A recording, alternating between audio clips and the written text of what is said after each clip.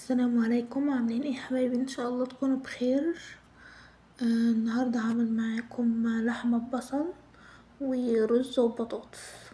اول حاجه هنبدا باللحمه ببصل. هنجيب حله نحط فيها شويه زيت وهنقطع بصل. لازم البصل يكون كتير، يعني نفس مقدار اللحمه كده. وهنحط 2 ورق لورا وعود من القرفة.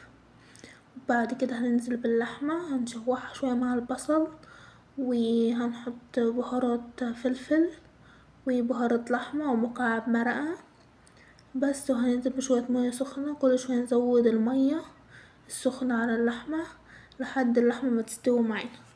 بس كده معانا اللحمة جاهزة. بعد كده هنيجي للرز الأبيض. هنجيب حلة نحط فيها شوية زيت ومكعب زبدة، وهننزل بالرز نشوحه في الزبدة والزيت.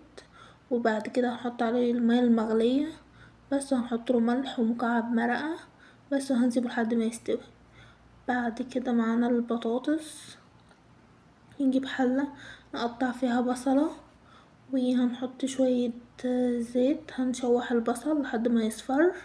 بعد كده هننزل بمكعبات البطاطس هنشوحها مع البصل، وهنحط فلفل وبهارات فراخ وملح ومكعب مرقة، وهنزود شوية مية لحد ما تستوي معانا. بس وكده معانا الأكل جاهز.